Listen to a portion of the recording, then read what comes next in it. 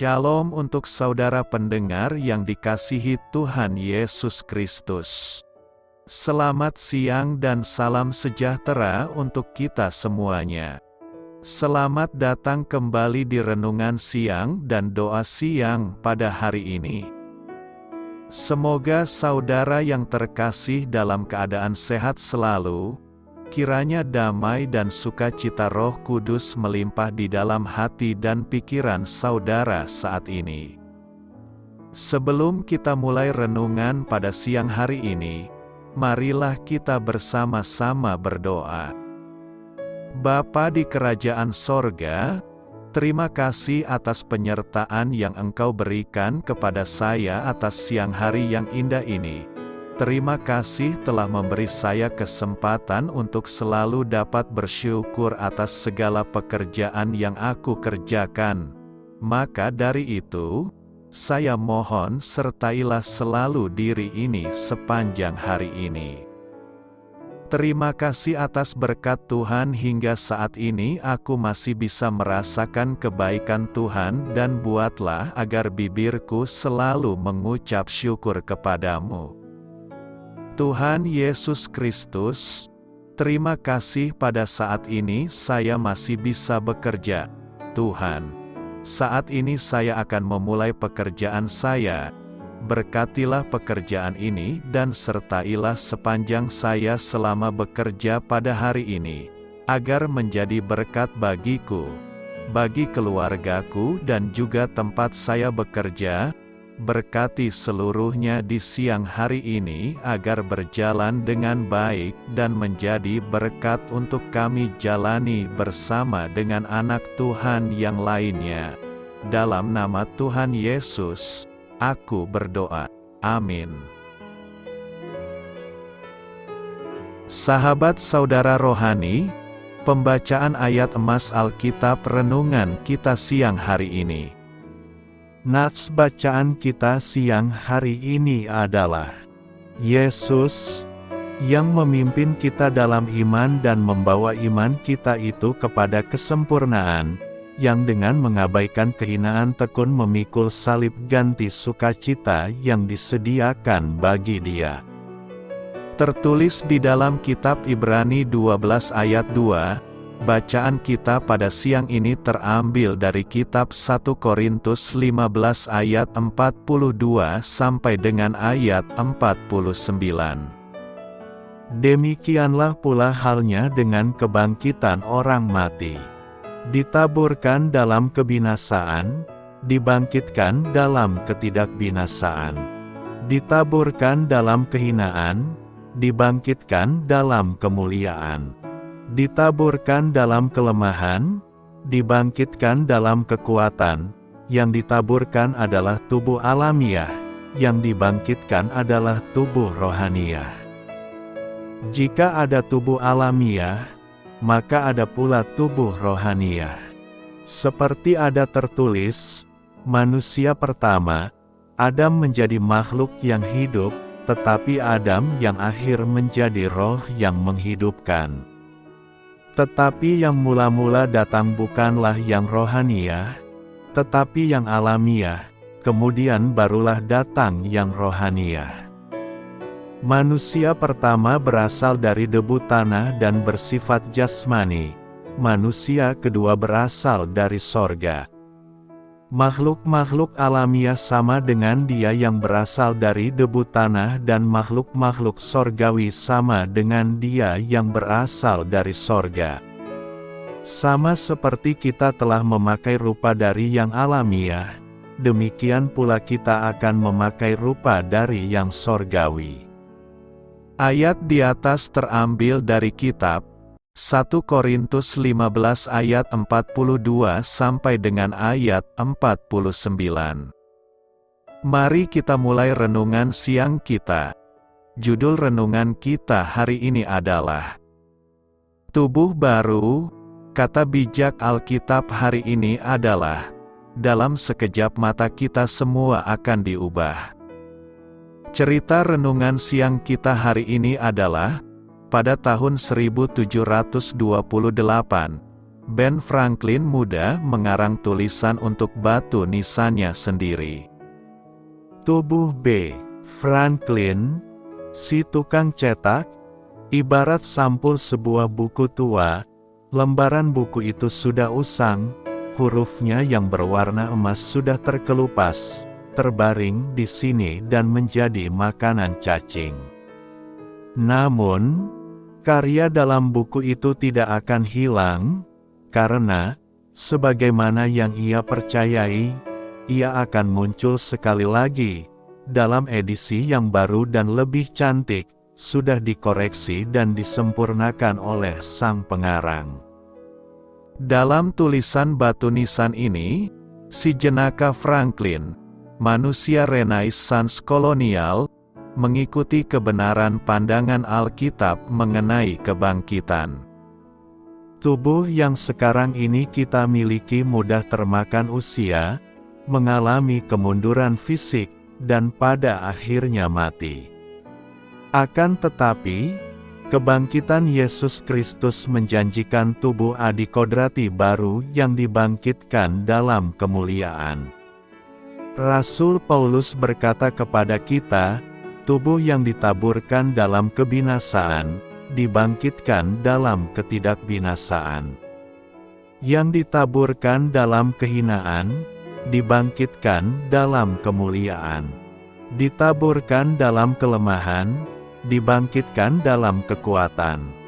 Ketika kehidupan yang kita jalani menyusuri perjalanannya dalam proses menjadi tua, kita memiliki suatu harapan akan tubuh baru yang jauh lebih baik daripada tubuh kita yang semula.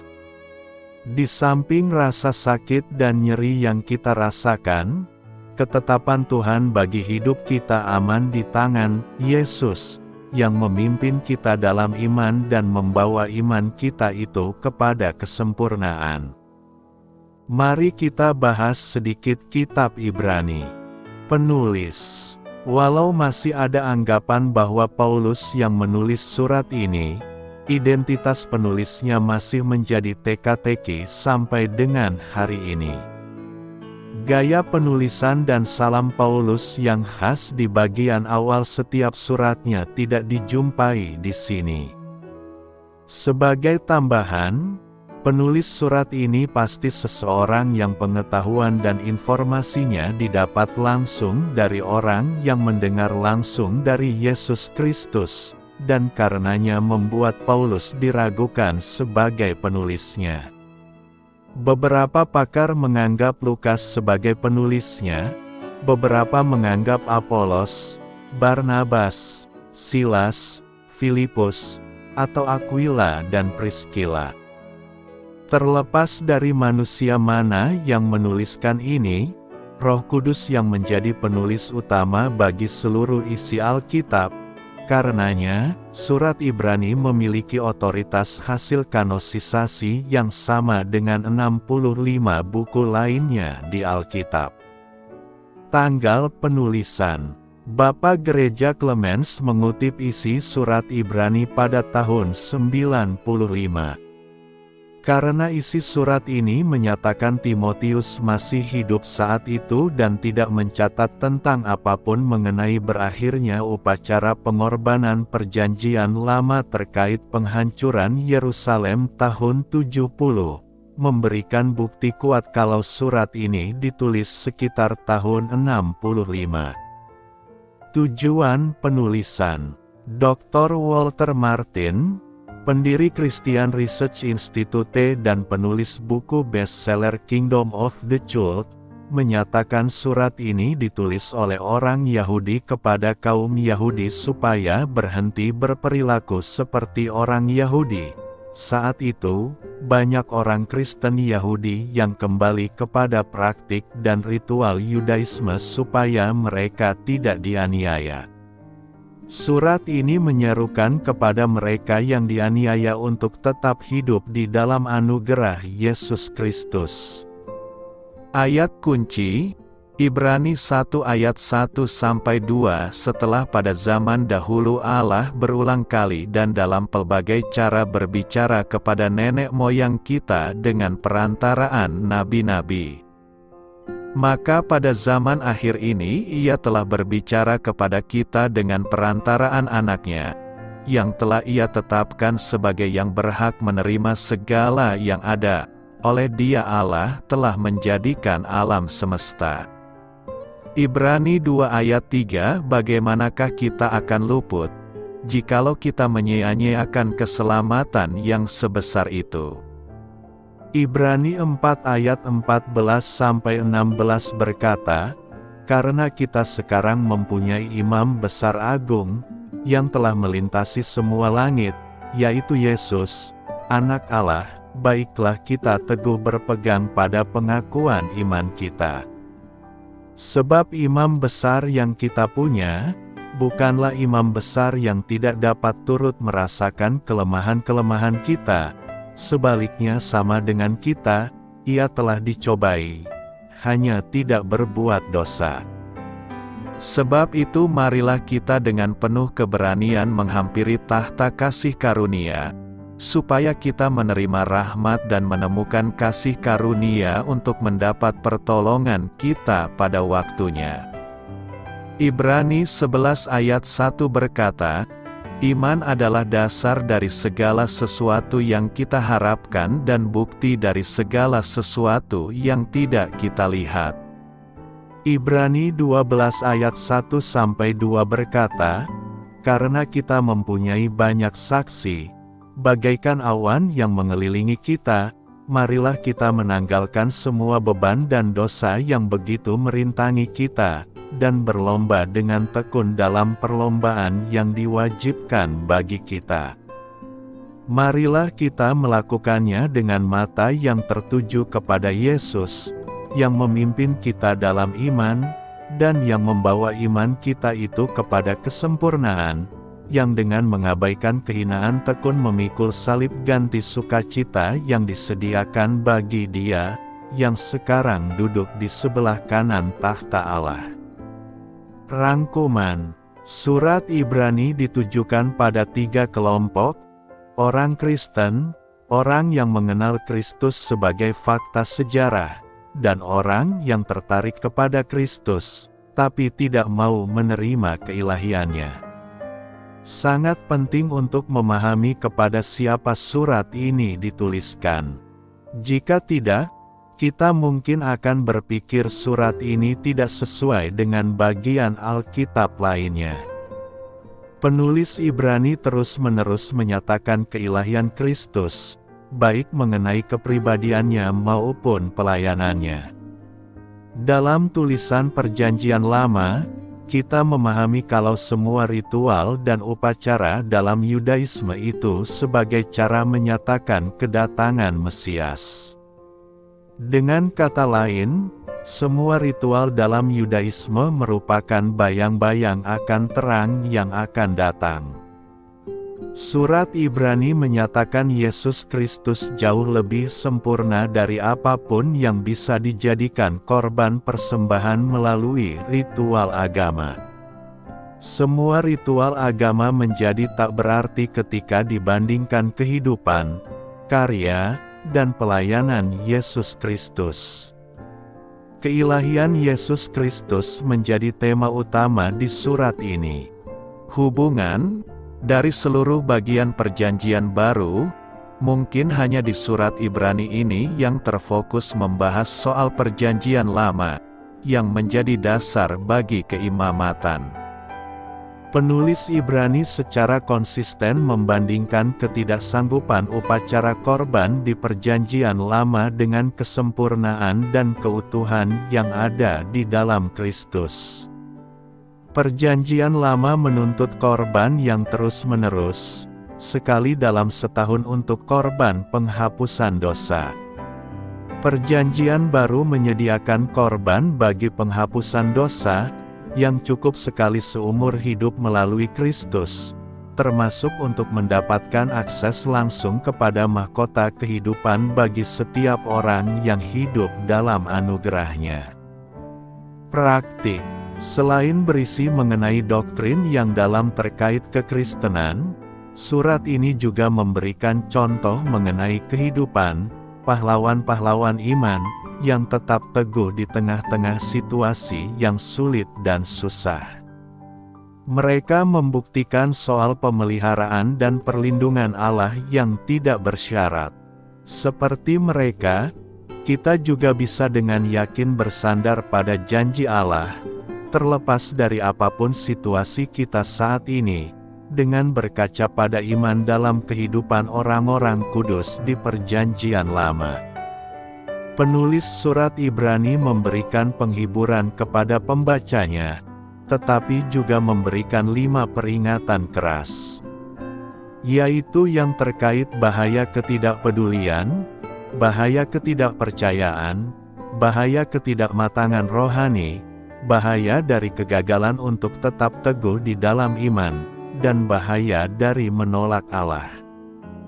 Di surat inilah kita bisa menemukan karya teragung yang membahas mengenai doktrin, yang bisa menguatkan iman, sumber hikmat, peringatan bagi kelakuan kita dalam perjalanan kehidupan kekristenan. Yang terutama, di surat inilah kita menemukan potret keilahian Yesus Kristus Sang Penulis dan Penebus bagi kita. Ditaburkan dalam kehinaan, dibangkitan dalam kemuliaan. 1 Korintus 15 ayat 43 berkata, ditaburkan dalam kehinaan, dibangkitkan dalam kemuliaan, ditaburkan dalam kelemahan, dibangkitkan dalam kekuatan. Dalam nas hari ini, Paulus hendak membicarakan proses kebangkitan orang percaya.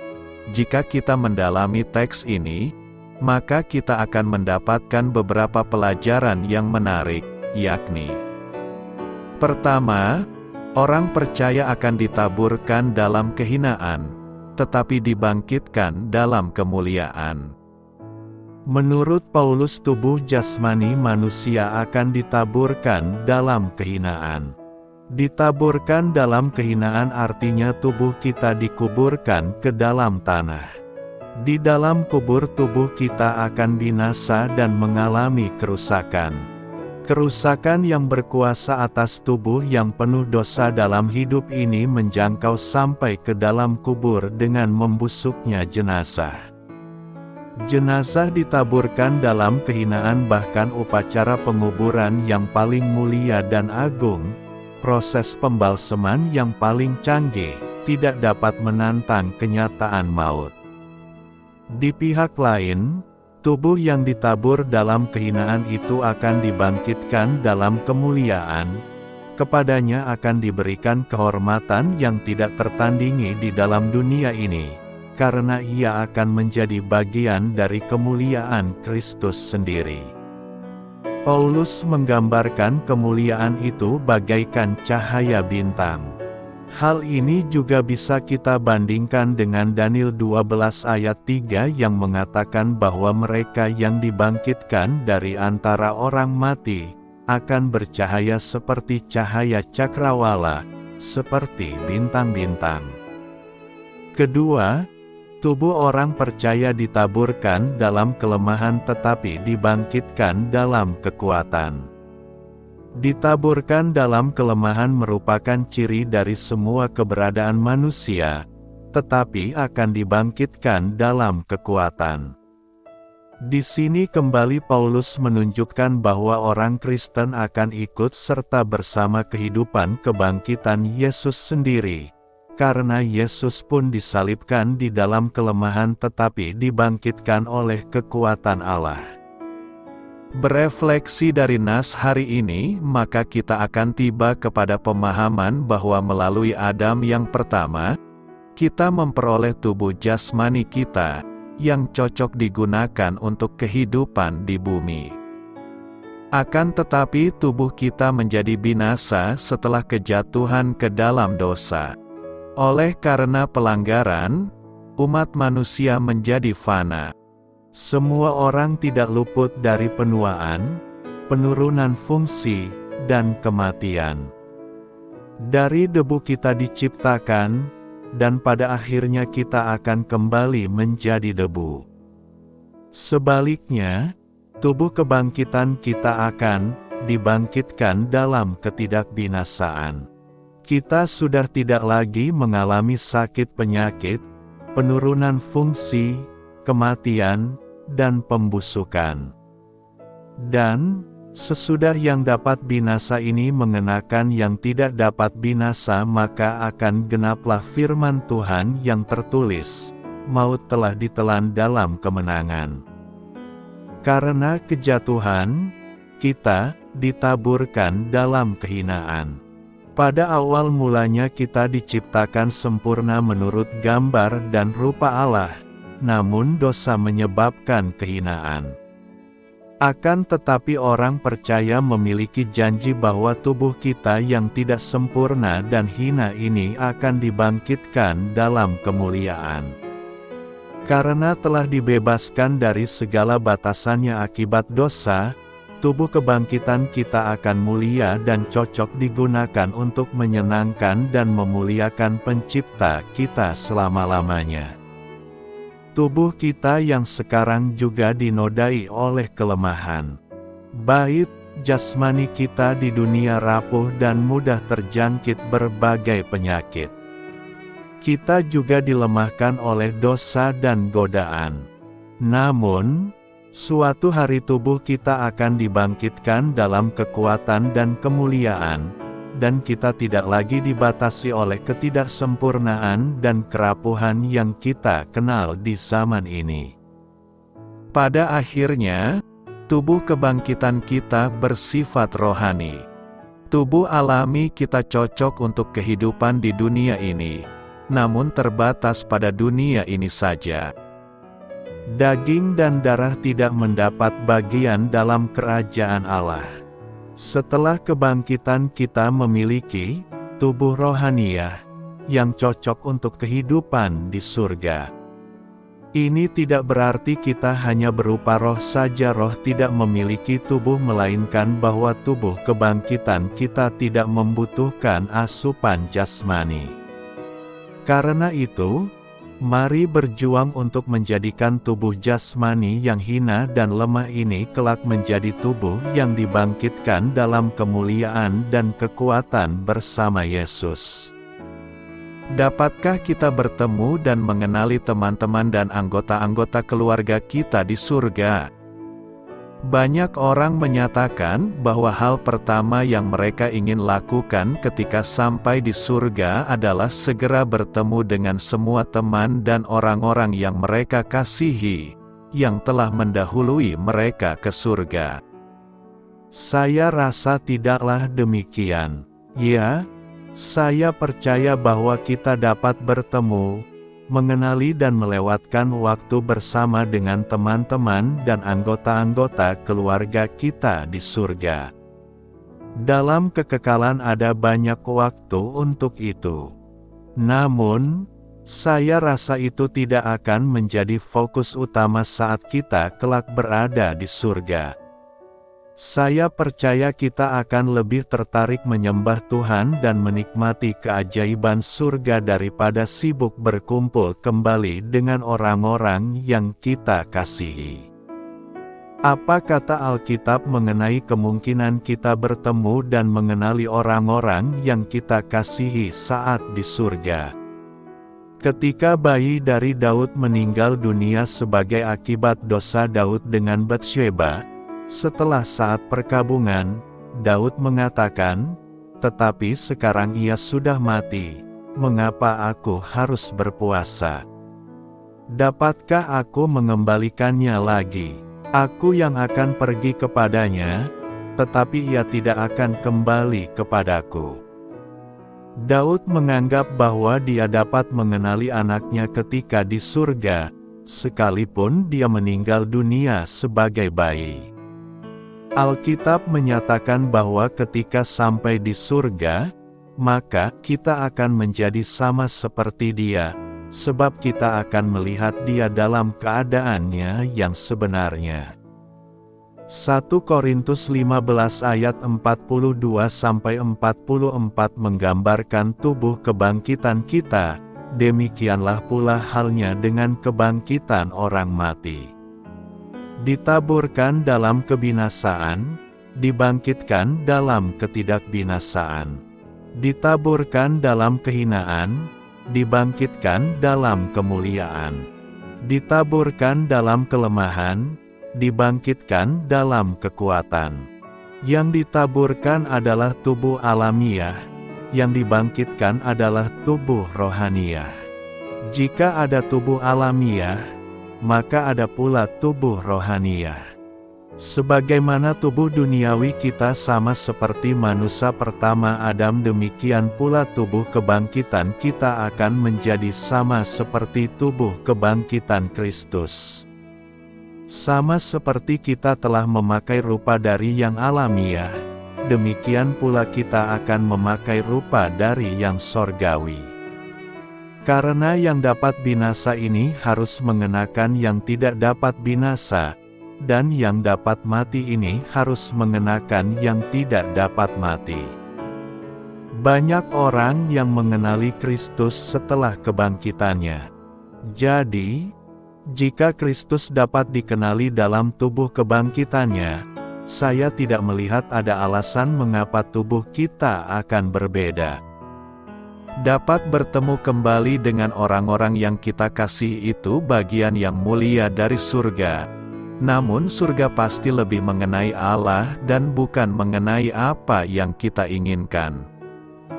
Betapa senangnya berkumpul kembali dengan orang-orang yang kita kasihi, termasuk bisa selama-lamanya menyembah Allah bersama dengan orang-orang yang kita kasihi.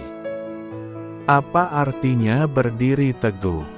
1 Korintus 15 ayat 58 adalah ayat penutup dari pasal terkenal dalam Perjanjian Baru, yang berfokus pada kebangkitan dan memuat salah satu pengakuan iman paling awal dalam gereja abad pertama.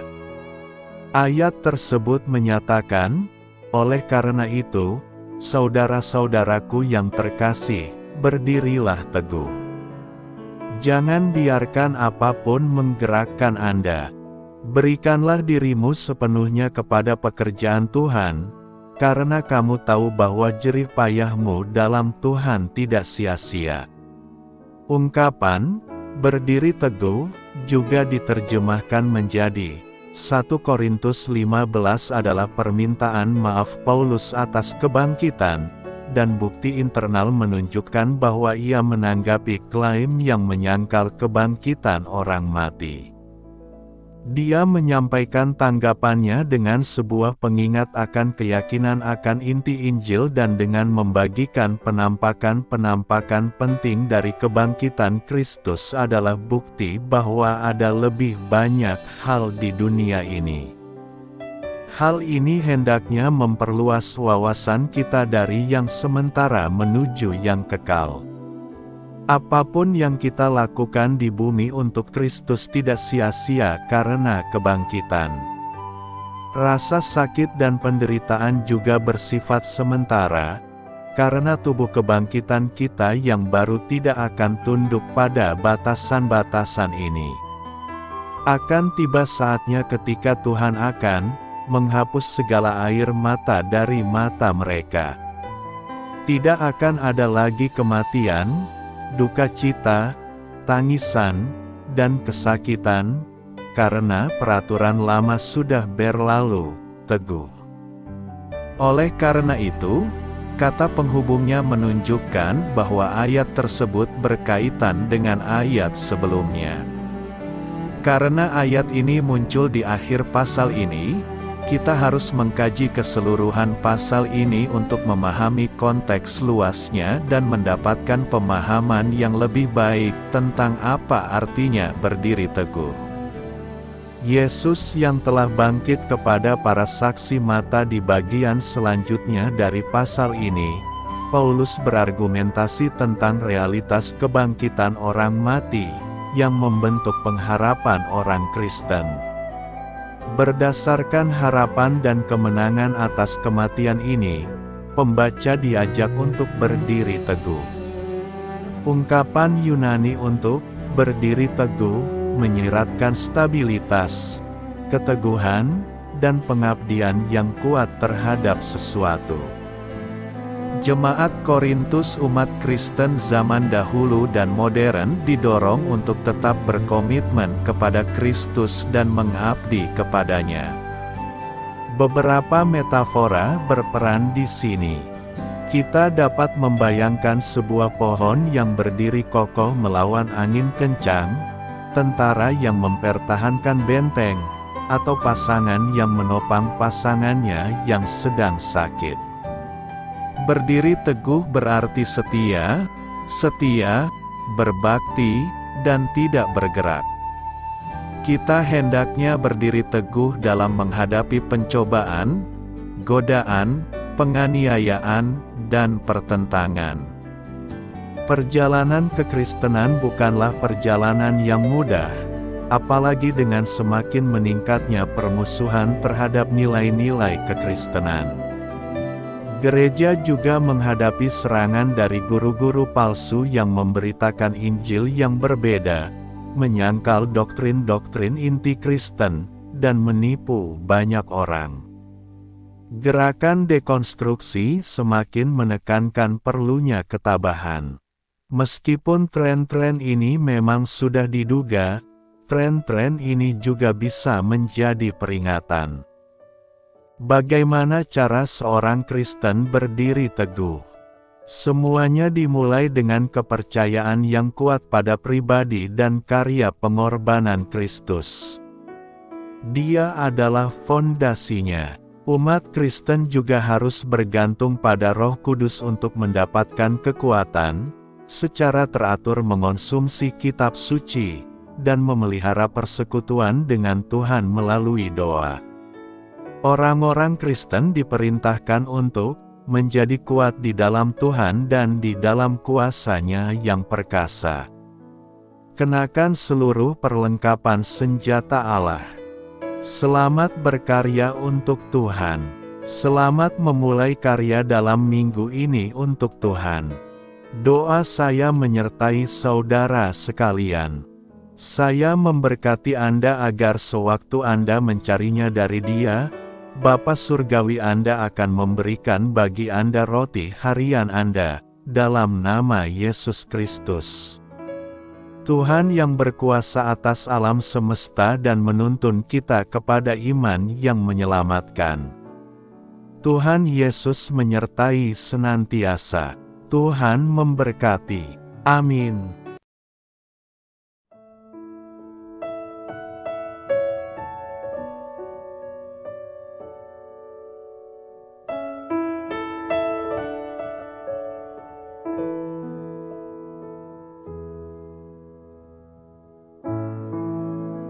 Demikianlah renungan firman Tuhan pada siang hari ini.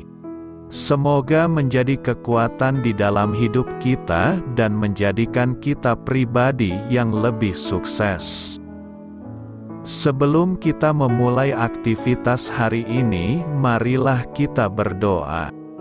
Bapa kami yang ada di sorga, terima kasih atas kasih dan kebaikan Tuhan yang begitu besar buat kami. Tuntunlah perbuatanku agar di sepanjang hari ini saya bisa bekerja sebaik-baiknya, tidak pernah jemu menolong sesama, selalu ramah dan tahu terima kasih, menghayati iman dan mengamalkannya dengan sekuat tenagaku. Semua ini saya sampaikan kepadamu, dengan pengantaraan Kristus, Tuhan kami. Allah, Bapa kami bersyukur kepadamu, bahwa dengan bekerja kami boleh ambil bagian di dalam karya-Mu mensejahterakan dan membahagiakan umat manusia. Kami mohon bimbingan-Mu dalam melaksanakan pekerjaan kami hari ini. Bimbinglah kami agar sanggup bekerja dengan semangat kasih, dengan riang, rajin dan jujur. Terima kasih, Tuhan. Amin. Dalam nama Tuhan Yesus Kristus Tuhan dan Juru Selamat kami, Bapa kami yang baik, kami mengucap syukur dan berdoa. Amin. Biarlah firman Tuhan menjadi pengingat untuk kita semua, bahwa tuntunan dari Roh Kudus akan selalu memberi jalan keluar bagi setiap permasalahan hidup kita, dan memberi kedamaian di hati kita. Amin. Sampai jumpa di renungan siang saudara rohani berikutnya. Shalom.